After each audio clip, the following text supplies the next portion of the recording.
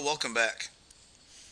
Hopefully, you guys have understood force at this point and ready to learn about the next concept, electric field. Our objectives is we want to be able to calculate the electric field strength. We want to be able to draw and interpret electric field lines, and then we want to identify the four properties associated with the conductor in electrostatics. Probably should be an S there at the end of that. Let's go ahead and put that S in there and make sure the right color. Everybody's happy. There we go. There's an S there now. All right.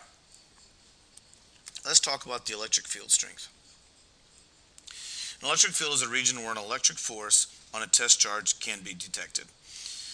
The SI units of the electric field, E, are newtons per coulomb. So the electric field E has units of newtons per coulomb. The direction of the electric field vector, E, is in this direction of the electric force that would be exerted on a small positive test charge. Things I want to really emphasize here now is that it's a small positive test charge. So whenever you're thinking about electric field, think about how would a positive charge, how would a proton basically act if it were placed here. And that's basically your electric field. The electric field strength depends on charge and distance. An electric field exists in the region around a charged object. An electric field strength due to a point charge. So our equation here is E equals the Coulomb's constant times the charge, how big of a charge is it, divided by the radius squared. The bigger the charge, the bigger the electric field strength. Meaning if I take a really positively charged object and bring it close to something, another charged object, it's going to have a larger effect on it than if it was to be a small positively charged. Also, the distance still, we have this inverse square law down here. This inverse square law is still in effect. So there's two main things. The size of the charge determines the electric field, and how far are we from the other charge. So here's a sample problem. A charge Q1 is positive 7. This right here is microcoulombs. Is at the origin, and a charge Q2 is negative 5 microcoulombs. Is on the x-axis 0.3 meters from the origin as shown to the right. Find the electric field strength at point P due to Q1, and then find the electric field strength at point due to Q2.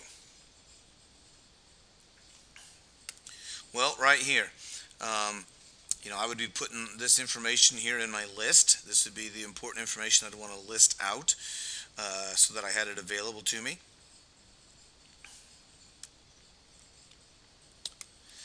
And let's just go ahead and start punching these numbers out.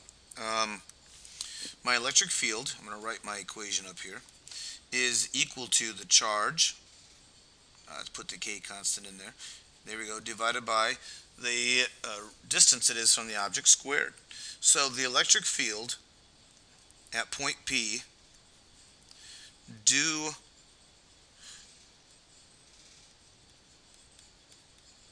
to charge 1 would be 7 microcoulombs, which is 7 times 10 to the negative 6th coulombs, divided by 0.4 squared.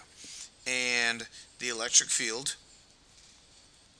at point P due to charge 2 would again be 9.0 times 10 to the 9th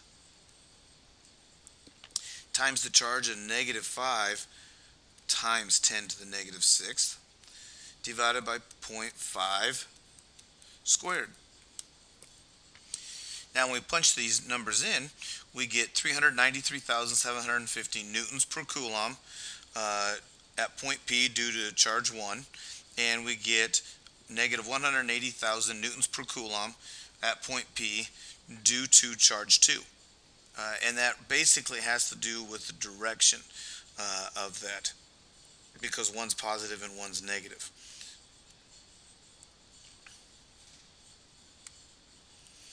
Here's our second example. Here is our second set of numbers, and I'm going to draw the picture up here again for you. You get at point P up here, and here's Q2, here's Q1, and we get 0.4 meters, 0.5 meters, and as they set up here, there's our charges. I'm going to pause it, go ahead and give you a chance to work it out. Well, once you've worked this out, you're going to get 337,500 newtons per coulomb.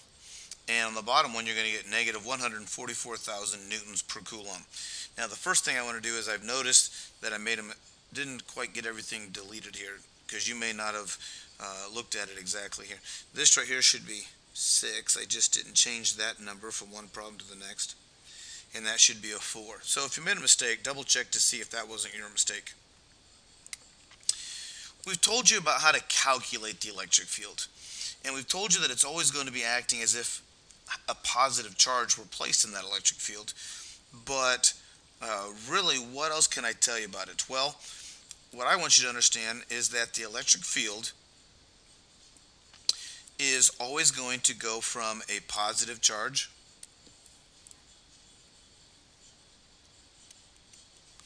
to a negative charge. And everywhere there's electric field, everywhere there's a positive charge, and everywhere there's a negative charge. Well, somewhere there's a positive charge and somewhere there's a negative charge. And we have this electric field then that is traveling between them. And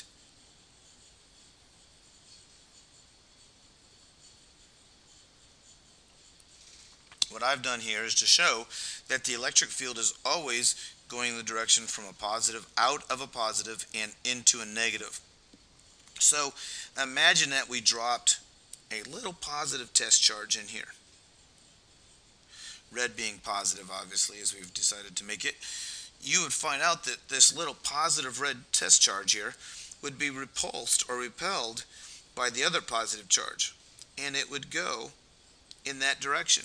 Well, that takes us back to the fact that we said that the electric field acts as if it was a positive charge was placed in the electric field. Which way would this positive charge go? It would go toward the negative. So that's also the way we say that the electric field goes. Likewise, if we were to place a negative charge in here, in this electric field, well, it would be attracted, all right, towards the positive charge and repelled away. But remember, we dictate electric field not by negative charges, but by what a positive charge would do if we put it into this electric field, and it would go from a positive to a negative. Some things I want you to know here about the electric field. The electric field is zero everywhere inside the conductor. Everywhere inside a conductor, it's zero. The electric field is. An excess charge on an isolated conductor resides entirely on the conductor's outer surface. Any excess charge, and that's because electrons can move freely, so they are repelled from any excess is repelled from the inside, because what's the charge on the inside? Well, it's zero. All the negative charges are going to be on the outside because they're going to be repelling each other. So if I had an object, just to say I had a piece of metal, and I'm going to have it so you can see the inside here, any excess charges are going to be out here on the outside.